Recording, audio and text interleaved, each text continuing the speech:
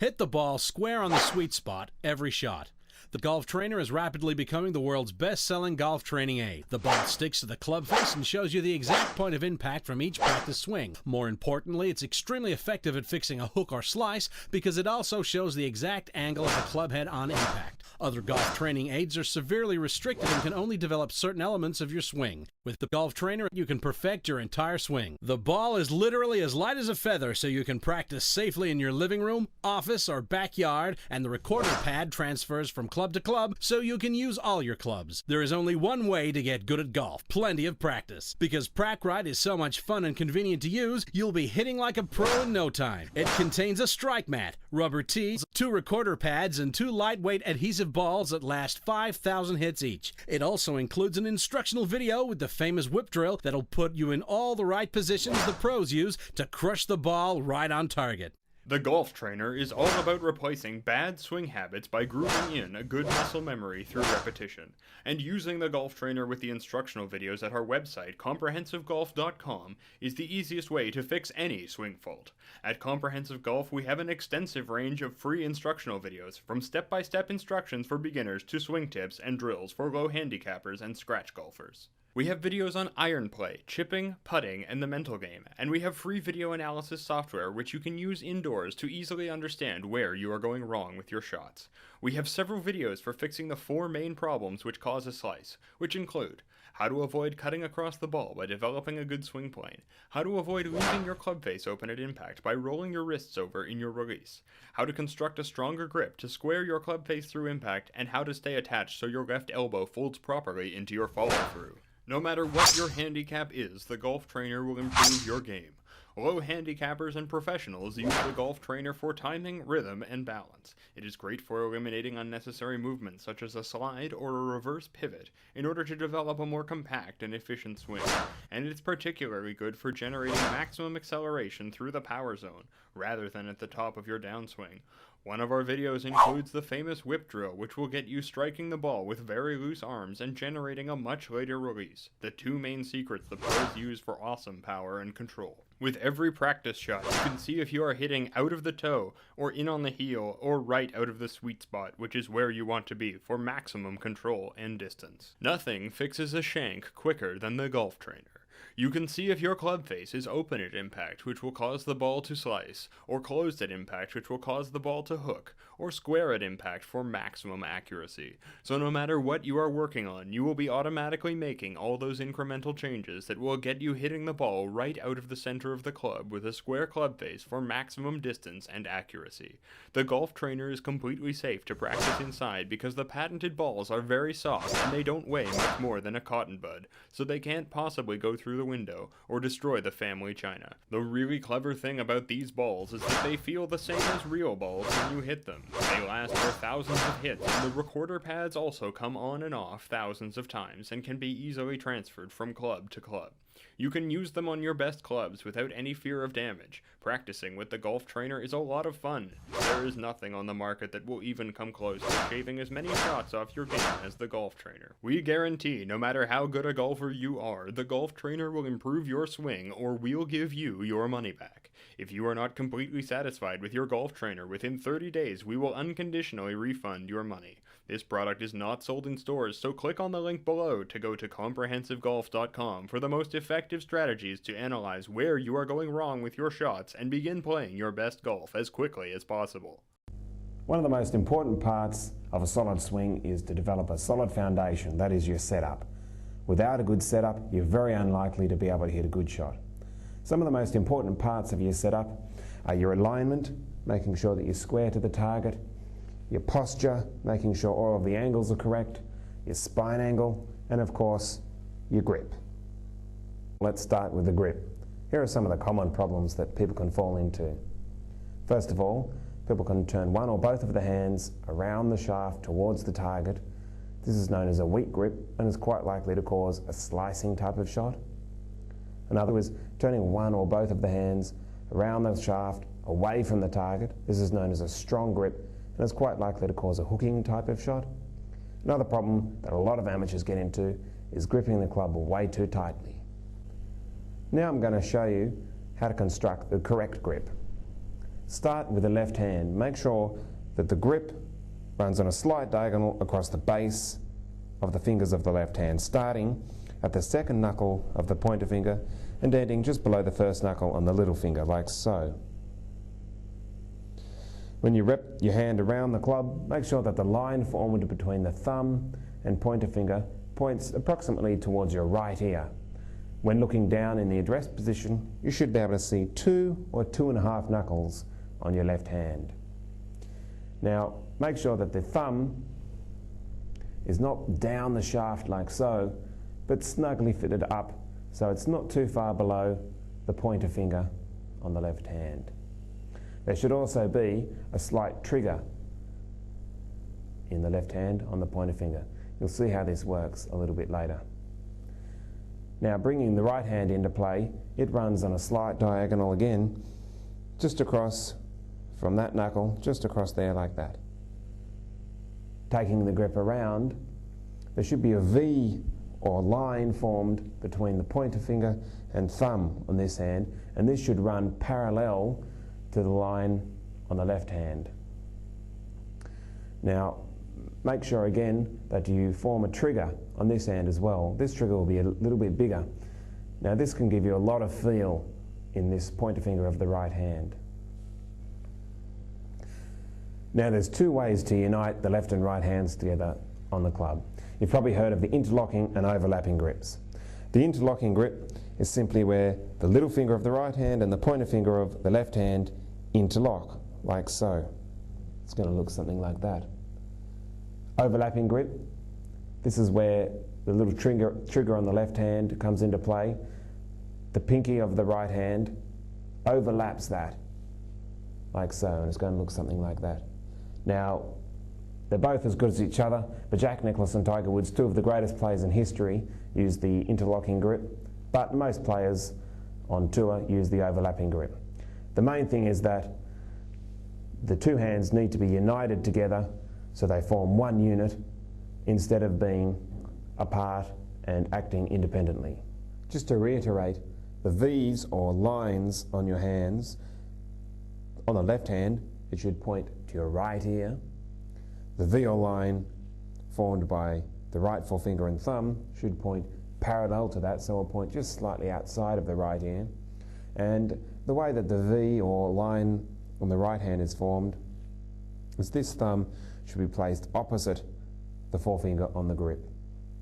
Okay, now the best way to practice forming a grip is by doing it at 45 degrees right in front of you like that. Make sure that the club face is directly pointing straight up and down, so it's exactly pointing at the target, and then take your grip like that.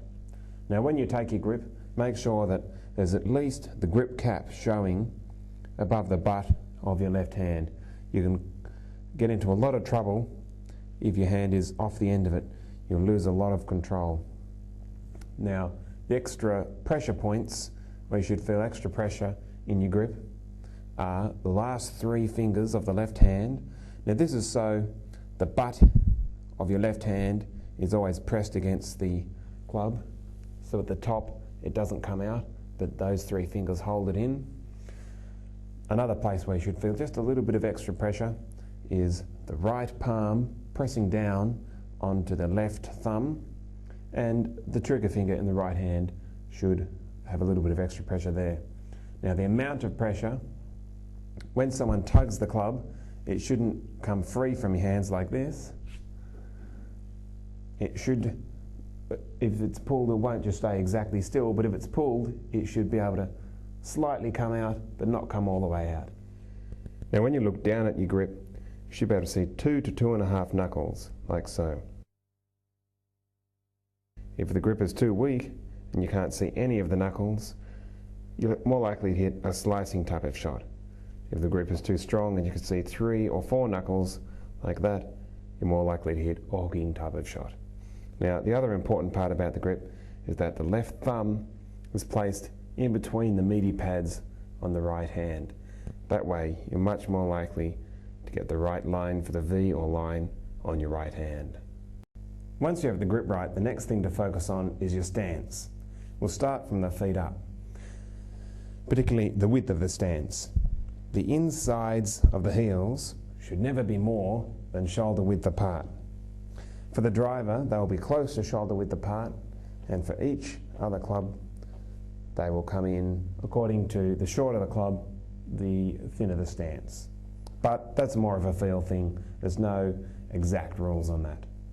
Now, the other thing about the feet is they really shouldn't be straight on like that. You should turn them out at around 20 to 30 degrees.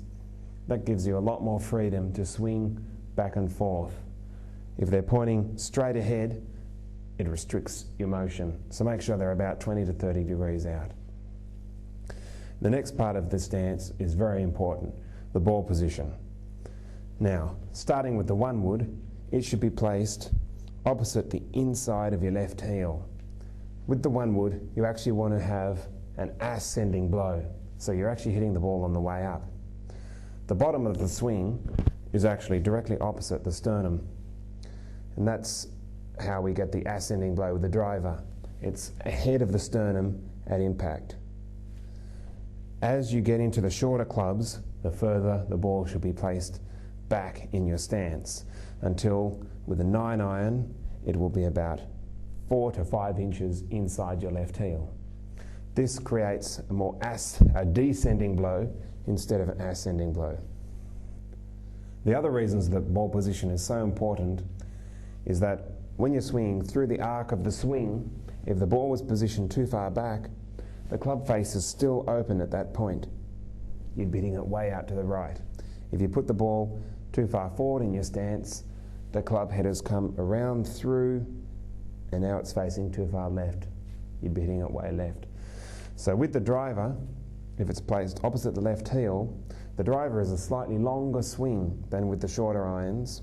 So you see that at impact, the sternum is just behind it. You're hitting the ascending blow and the club face is square. If you actually had the ball in that position with, say, a 9-iron opposite the left heel, it's a shorter club, so therefore it's a shorter swing.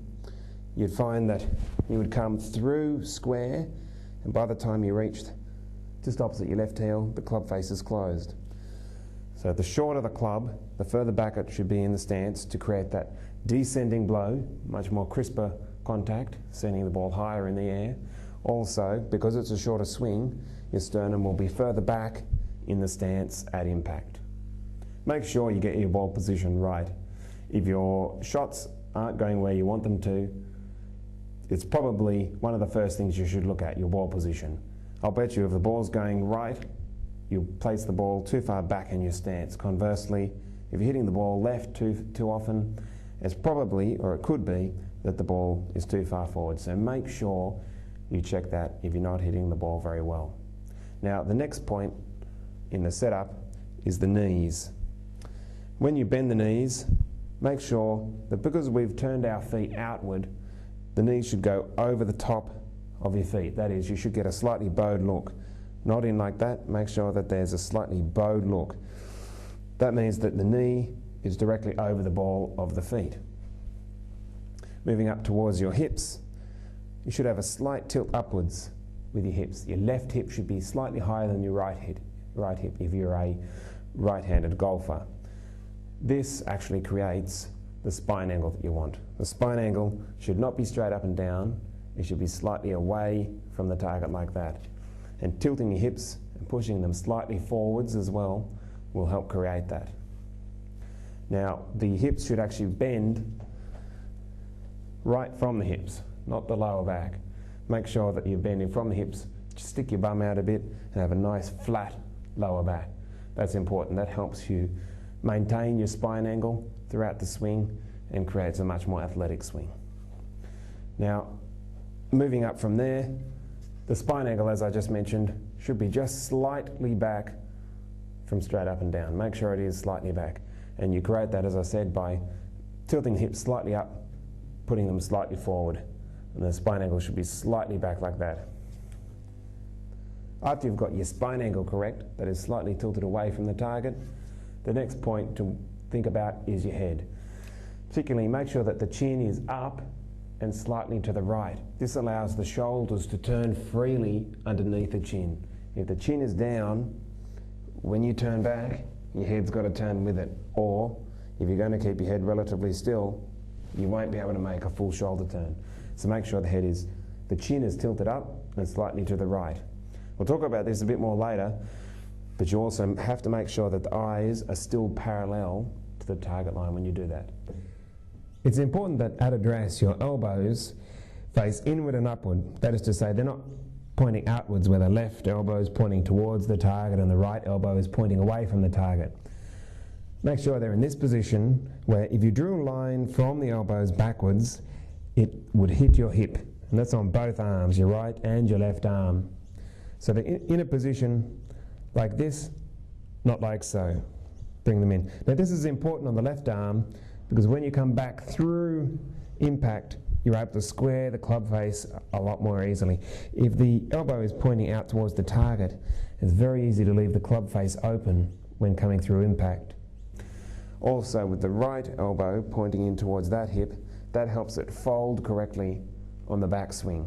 If it's pointing out away too far that way, you're going to get what's known as a flying elbow, like so. So make sure it's pointed towards your hips, you'll be able to fold it correctly. Now, the thing that a lot of golfers get into trouble with is the distance that the ball should be placed away from their body. A good reference point is that the upper part of the arms should be touching the chest. If no part of the arm is touching the chest, like so, the ball's too far away. If your entire arm down to your elbow is touching your body, the ball's in too close. So it should just be the upper part of the arms touching the chest, and you know you're about in the right position. Now, another really important part of the setup is that you make sure that you get those angles right at address, and then throughout the swing, even to after impact, you maintain those angles. That is, the angles here. That's a very important part of the swing. If you get that right, your ball striking will be much more consistent. The next part of your setup that is of crucial importance is your alignment. Now, assuming that you're hitting a straight shot, your alignment needs to be parallel to the ball target line. Now, the ball target line is simply a line drawn through the ball to your target, whether that be the flag or the middle of the fairway, hopefully not the lake. Now, you need to be parallel to that line, not pointing at the target. So make sure that you're parallel. A good way to practice that is to put one club out in front of the ball pointing at the target line and one club parallel to it about where your feet are going to be.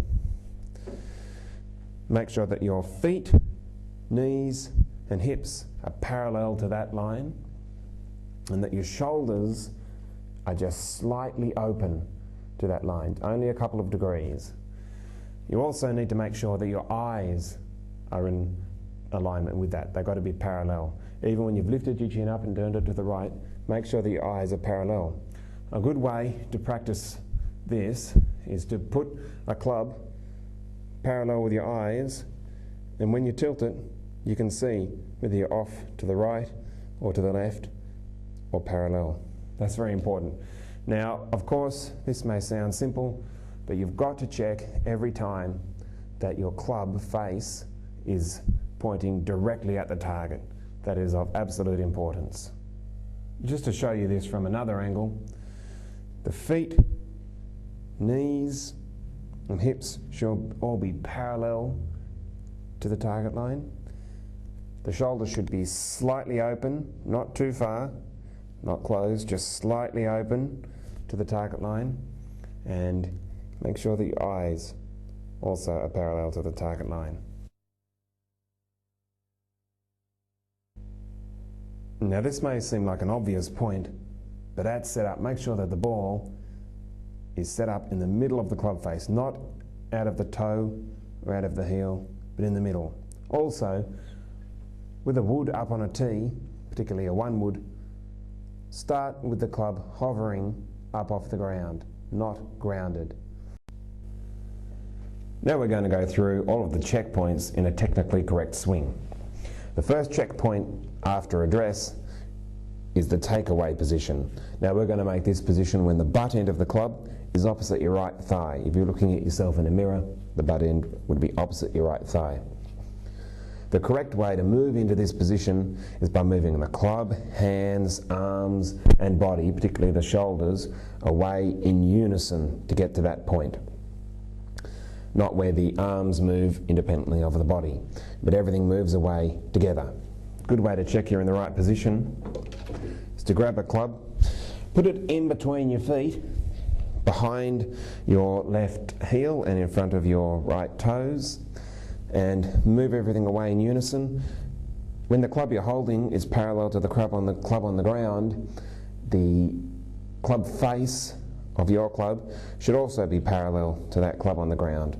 You know that the club face is still square then in relation to where the ball is, and you know that you've taken it away in unison. Another checkpoint is that the butt end of the club should be pointing at your navel when you're in this position. Make sure that that's happened. That shows you've taken everything away in unison. A good way to practice this is to put the butt end of the club just straight into your navel, take the address position and grip down on the club and move it away. Everything in unison, it's still pointing at the navel. If you move it away just with your hands and arms, it's going to come free of the navel. So make sure that you practice that. That's a good way to get the correct feeling. If you have moved it away with just your hands and arms, which sometimes people do if they're trying to get the club away low and slow, which is an old saying, it's going to be detached from your body, and all throughout the swing that will be so, and you're going to find it hard to consistently strike the ball. Now you should be taking it away low and slow, but that will just automatically happen when you move everything in unison. Now to show you from down the line, when you move everything away in unison, the club head will be outside of the hands. If you get a bit handsy in the takeaway, you're already into that position where the club is becoming behind your hands.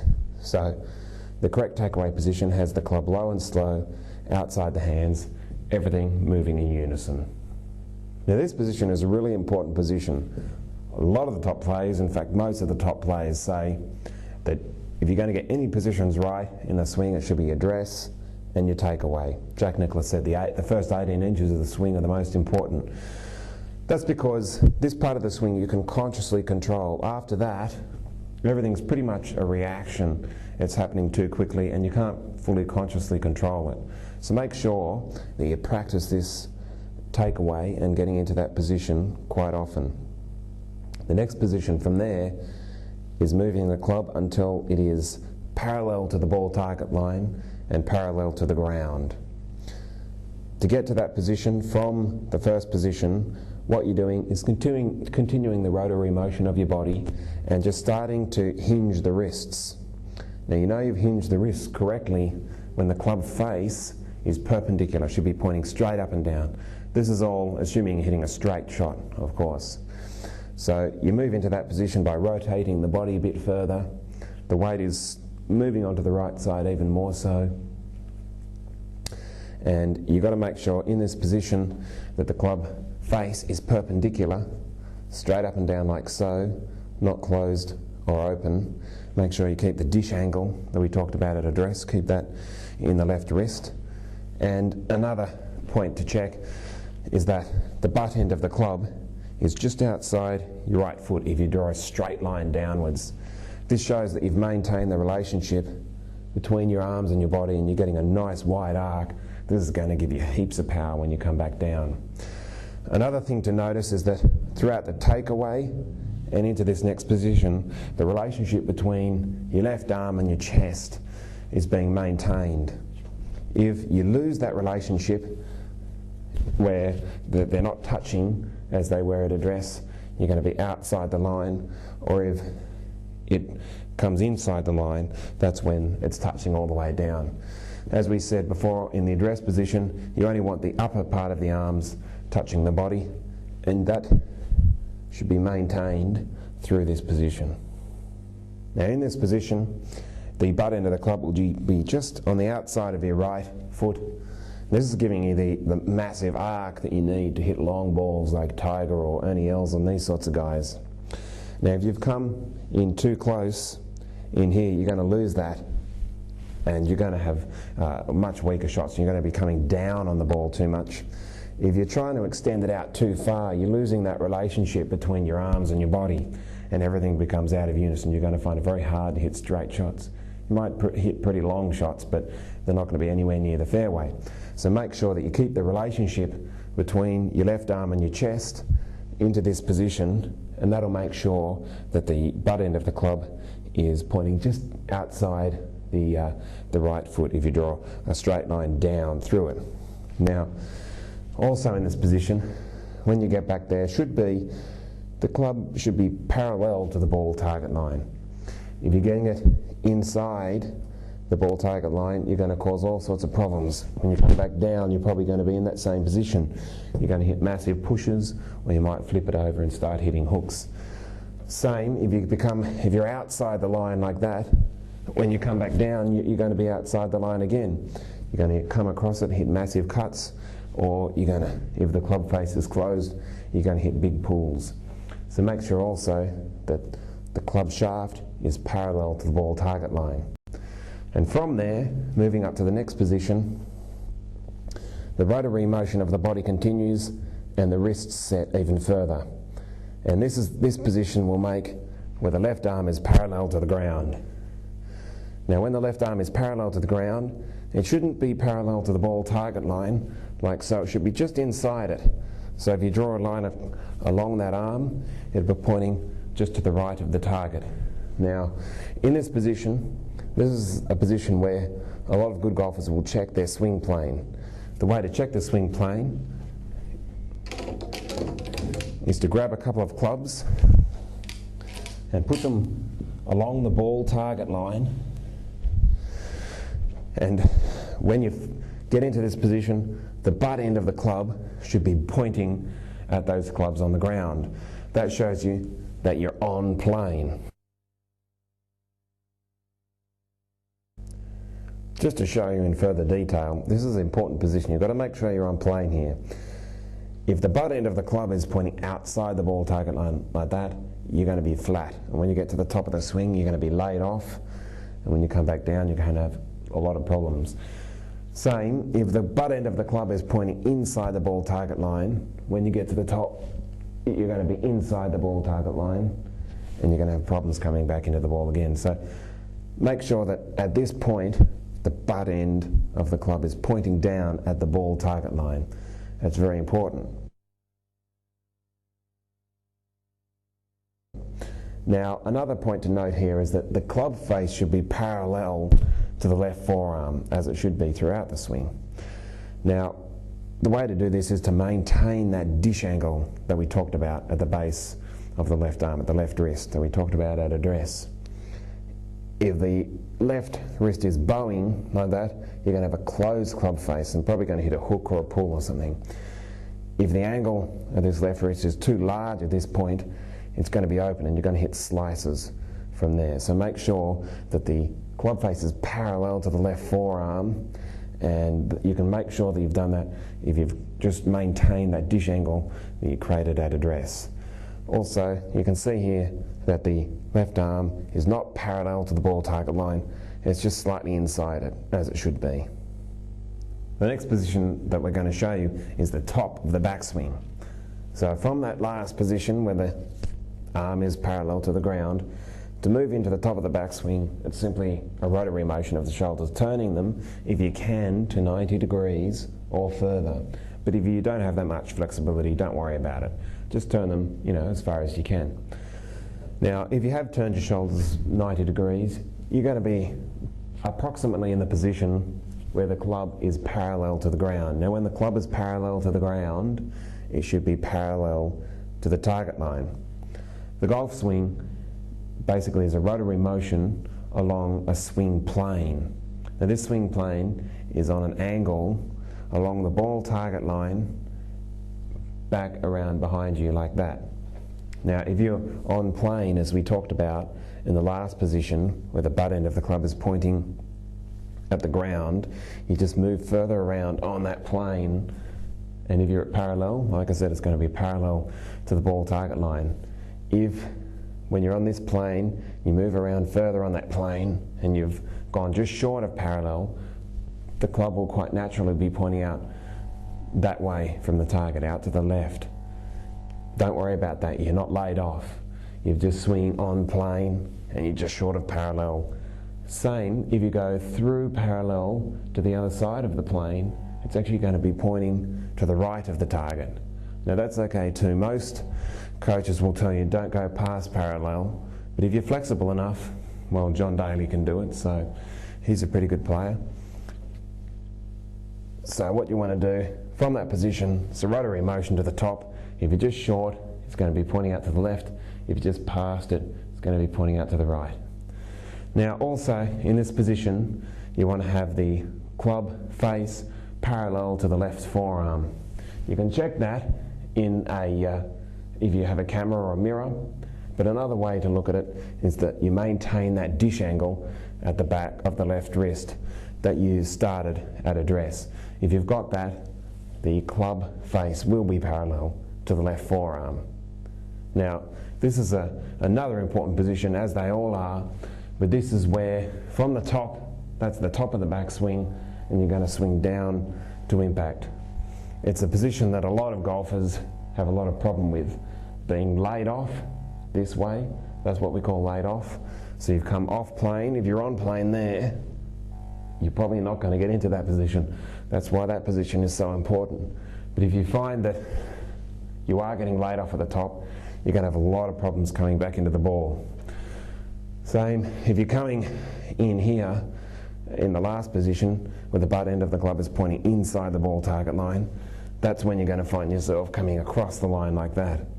And again, you're going to have a lot of problems coming back into impact. So the points that you need to look at the top of the backswing, and that you've stayed on plane from that position on that angled plane that we talk about. You stay on that plane, so if you're just short of parallel, it's pointing out that way. Just past parallel, it's pointing out that way. Or if you're parallel to the ground, it should be parallel to ball target line. And check that the club face is parallel to the left forearm. Talking about the flying right elbow a couple of times throughout the swing, making sure that at address the elbow is pointing out that way and pointing back to your hip. Now this is where it really shows up. That's a flying right elbow there. That's the correct position. So make sure that as you've swung back, you've folded the right elbow, and at the top it should be in that sort of position there, not flying out there. That's an important point. Now, one way to check that you're in the right position is to take a shot of yourself with a camera from a 45-degree angle behind you like that, and when you swing to the top, the right forearm should be parallel to your spine angle.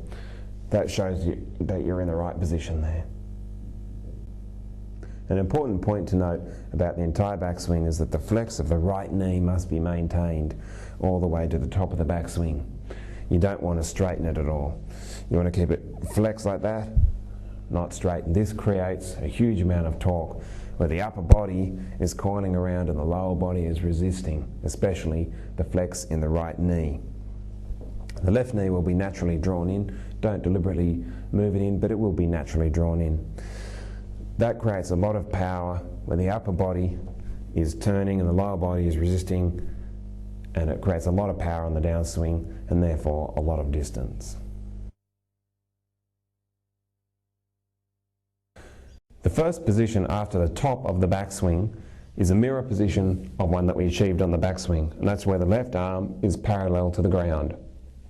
Similar to that position we achieved on the backswing, on the downswing, the left arm will not be straight down the ball target line, it'll be slightly to the right of it. It won't be exactly parallel to it, it'll be just slightly inside, the same as on the backswing. Again, same as on the backswing, the dish angles that we formed at the base of the wrists, you want to maintain those. That will mean that the club face is parallel to your left forearm, and that means that it's square. In this position again, you want to achieve an on-plane position, that is, where the butt end of the club is pointing along that ball target line. That's very important. Now, the other thing that you want to do is maintain the L in your right arm. And that is, when you reach the top of the backswing, you've created an L shape in your right arm. And we haven't had that right flying elbow that we talked about. It's in that position there and you've got an L. When you move down to this next position, you want to maintain that L. If it comes in too far there, you come down on the ball too much, the ball's going to fly up, and you're going to lose a lot of power. If you maintain that L, you maintain the width in your downswing, and you're going to get a lot more power. The other thing in this position, from the top of the backswing down to this next position, is that your legs form what's called a sit-down position. Now this creates a very good position to really unwind through the rest of the swings, through the impact position. And this can help you create a lot of power in your swing. The next position in your downswing is again a virtual mirror image of a position that you achieved on the backswing, and that's where the club is parallel to the ground. Now in this position, where the club is parallel to the ground, the shaft will also be parallel to the ball target line, same as in the backswing. Same as on the backswing, the toe will be pointing directly towards the sky. That means that the club face is square. Now, in this position, the common fault that probably most golfers make is that they're coming over the top. They'll be outside the line like that. And this is caused because from the top of the backswing, you've come over the top, you've led with your shoulders, you've tried to hit the ball with all of the might of your shoulders, and you've come over the top. You'll find yourself in that position there, and then that position down there. This is a very common fault, so don't worry. What you've got to realise about the golf swing is that it is a summation of forces. Power comes from the ground up. Same as when you throw a baseball. You don't throw a baseball just with your shoulders. You start with your legs, open them up, open your hips up, the weight transfers through, and it's called a summation of forces, where it moves from the big muscles to the small muscles. Same as the golf swing. From the top, you're leading with your legs, that sit-down position that I talked about, and then your hips, then your shoulders, then out through your arms, hands, and into the club head. If you've achieved the correct position here, you're a long way to achieving the correct position here. From the top of the swing, don't come over the top with the shoulders like that.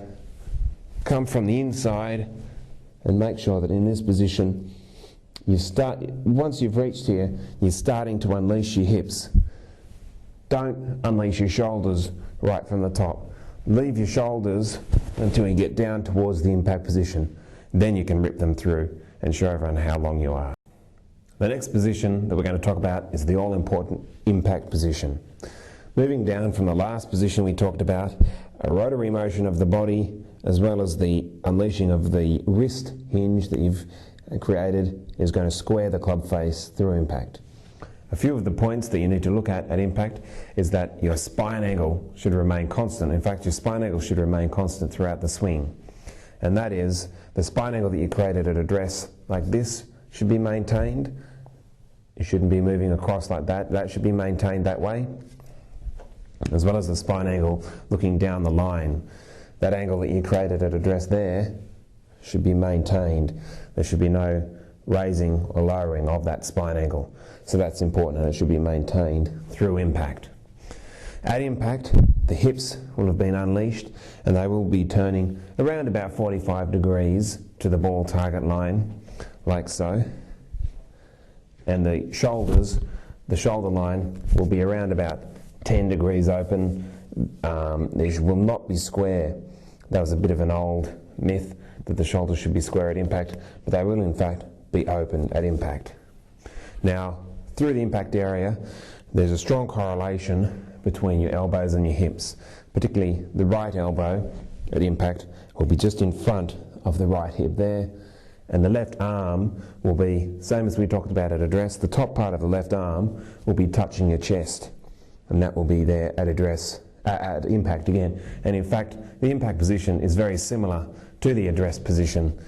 The only differences are that the hips are turned around, the left knee is straightened, and the hands and butt end of the club will be slightly ahead of the club head.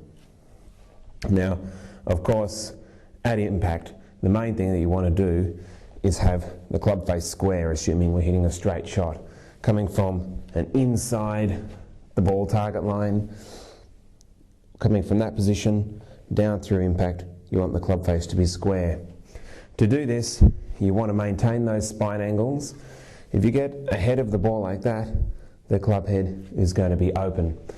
If you've swayed back and stayed back on your right foot, you're going to have all sorts of problems. The club head will probably be closed. So make sure you keep your spine angles correct, get all of the other positions correct, and then through impact, hopefully you're going to have a square club face and be in that position there.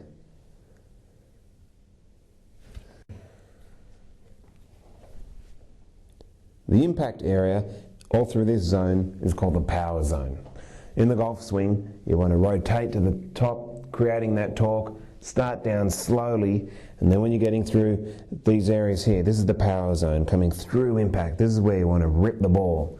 You can't rip the ball from the top of your swing. If you do that, you're probably going to come over the top. You're going to start hitting with your shoulders from the top of the swing, and you're going to lose all the power. You're going to use it up. By the time you get down through impact, you're not going to have any power.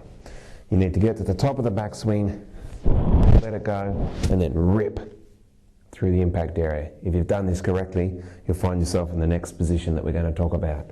That's where the club is parallel to the ground again. Now this is a mirror image in many ways to the positions that we achieved on the backswing and the downswing. Where the club is parallel to the ground, it should also be parallel to the ball target line again. And the toe of the club should be pointing up towards the sky. In this position, your arms and hands and the club should be in front of your body. Now what this means is that the arms and hands and club, they've been working in unison with your body. If you find yourself in a position where the arms are ahead of the body like that, it means you are just hitting with your arms through the impact area, and you're not going to get the sort of power that you need. If you've ripped through the impact area with your hips and your stomach and your body, you're going to find your arms are in front of your body like that, where the club, the butt end of the club, is again pointing in towards the navel area. This is a very important point, that the arms, hands and club, they're always working in unison with the body. Now we're going to talk about the final position in the golf swing. It in itself and all of the positions, both of the positions after impact, do not obviously control the path of the ball, but they're good indicators to show you what has gone wrong or right with the swing beforehand. In this last position we talked about, the head and spine are still behind the ball in the impact position. The basic aim moving from there to the finish position is to release the pressure off your back, and so you're going to have to move your head and spine forward and up to release the pressure off your back. You'll notice that my right foot is up on the toe. If you've transferred your weight through your left side correctly and rotated your body through the ball, your right foot can't help but come up onto its toe. Most of your weight is now on your left heel. Another important point about the finish position is you can check the angle of the club. If the club is down behind you too much like that, it's an indication that you've probably swung with too upright swing, coming in on a steep angle, down through the downswing like so, and through the ball. You probably tried to extend your arms too far towards the target. That's not a great position to be in. Another position that you might find yourself in is where the club head is above the hands at the finish position. This is not a great position to be in. This shows you've had too much tension in the swing and you haven't let your wrists move through impact freely. So at the finish position, the club should be just below parallel behind your ears, like so. Now, a really important part of the swing is the body action. I'm just going to talk about that briefly. On the backswing, the shoulders should rotate at a 90-degree angle to your spine. So a good way to check that is to put a club shaft across your shoulders and turn and look at yourself in a mirror. See if your shoulders are turning at a 90-degree angle to your spine. Now this same 90-degree angle should be created on the through swing too, just through the other way. Again, 90-degree angle to the spine. And that will ensure that the right shoulder is working under your chin, like so.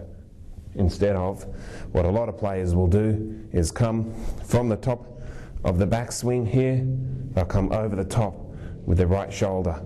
The right shoulder is working over their chin like that, instead of having 90-degree angle on the backswing, 90-degree angle on the through swing, and the right shoulder is working underneath the chin like that. Now, to get this perfect swing, you're going to have to practice it. Start with the grip and setup and work through all of the positions in a very slow manner, stopping at each one and checking all of the different points that we've discussed.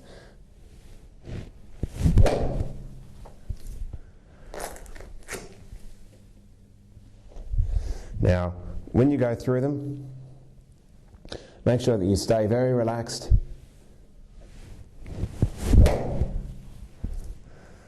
and start off very slowly, building up the speed. Of course, work through all the positions in the downswing and really feel where each position is. Once you've got that going a little bit, you can move in to hitting normal full shots. Make sure that you make your swing fluid, relaxed, and very balanced. Hold the in position for a few seconds to make sure you've hit a balanced shot.